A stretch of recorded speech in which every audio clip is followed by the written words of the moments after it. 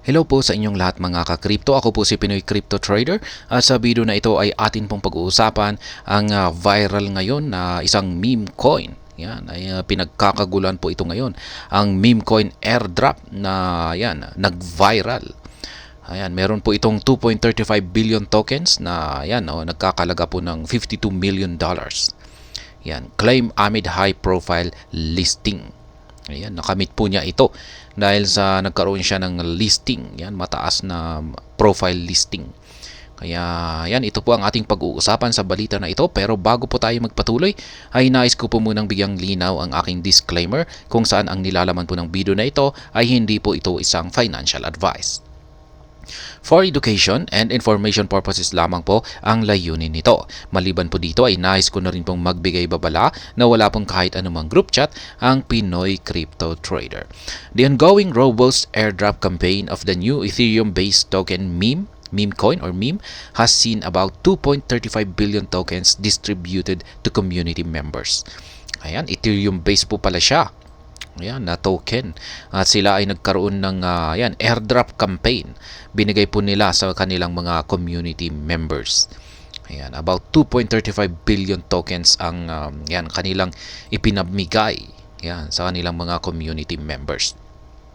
According to data from analytics platform Look On-Chain, eligible community members have claimed 2.35 billion meme in the airdrop thus far. The valuation of these claimed tokens comes in at $52.4 million. Ayan po, yung halaga ng kanilang ipinamigay, milyon. Ayan. Look On-Chain, the airdrop frenzy of meme is ongoing. Ayan. A total of 2.35 billion meme has been claimed so far. Ayan, ang swerte naman ng mga mga nabigyan ng airdrop dito. Ayan, kung isa po kayo dyan sa mga nabigyan ng mga meme coin na token dito, ay ayan, taas po ng value nito ngayon. The meme airdrop. The airdrop associated with meme remains as one of the hot topics in the crypto community. Memes distribution, per Look On-Chain's data, has turned some recipients into millionaires. Ayan, may mga naging milyonaryo sa pamamagitan lamang ng airdrop na ito. The ex-user, Last Viking It, claimed a total of 50.73 million meme valued at 1.13 million. Ayan, another user, Dingalinks, claimed 26.88 million meme worth $599,000. User Kyungzit received 24.92 million meme valued at $555,000. And user Betrox It claimed 20.62 million of the token worth $459,000.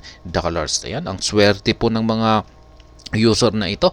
Ang lalaki ng kanilang mga nakuha ng mga airdrop lamang. Tapos ayan, nagkamilyon na sila, mayayaman na sila.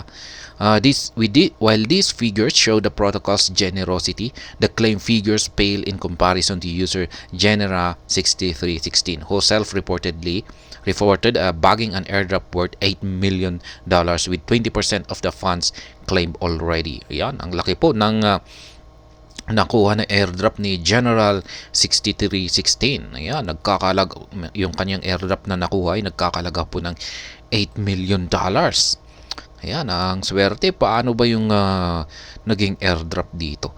With the airdrop campaign tag one of the biggest in recent times, memes giveaway underscores the importance of community participation. Kaya yan, mahalaga daw po ang partisipasyon ng mga community. Kasi nabibigyan po sila yan po siguro yung naging basihan nila, yung mga active na community members na may malaking participation, ay yan po siguro yung kanilang binigyan ng mga airdrop. Despite the airdrop and the susceptibility to sell off, memes price is up by 5.23% to 0.02842. Meme has a market capitalization of $234.9 million with a total of $463.2 million traded overnight. Meme in its industry support. Memeland is the brainchild of 9gag, the Web3 startup known for its meme prowess. Despite no promise of utility and potential returns as showcased on its white paper, meme has gained immense popularity complemented by the listing on Binance. Ayan.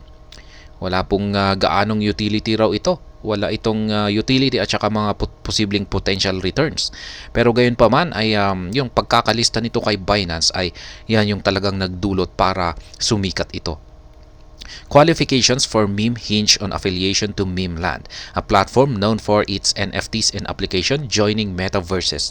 Specifically, Memeland confirmed the current airdrop target users holding its NFT with plans for rewards from farming set to launch later. The industry support for the project appears shocking, but considering the backing of 9gag by Y Combinator, the trend is expected.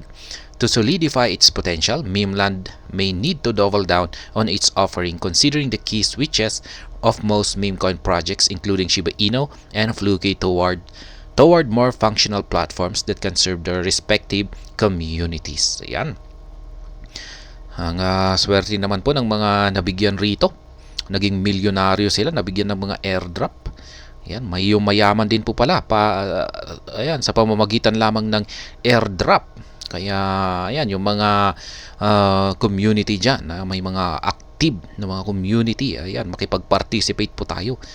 Kasi yan po talaga, kung magbibigay sila ng reward ay talagang parang mas pipiliin nila yung mga users na active. Lalong-lalo na yung mga may contributions, yan, nagbibigay ng mga insights, yan, kanilang mga sariling insights. Kaya, ayan. At hanggang dito na lamang po tayo sa video na ito. Sana po ay inyong nagustuhan ang aking paliwanag dito. Kung inyo po itong nagustuhan ay pakiclick lamang po ang like button nito. Para naman po sa mga bago lamang dito, kayo po ay aking inaanyayahan para mag-subscribe. Pakiclick na rin po ang bell icon nito dahil ito po ang siya magsisilbing notification nito sa mga bago kong videos na akin pong ina-upload sa aking YouTube channel na ito. Marami pong salamat sa panonood. Ingat po tayo lagi at God bless po sa ating lahat.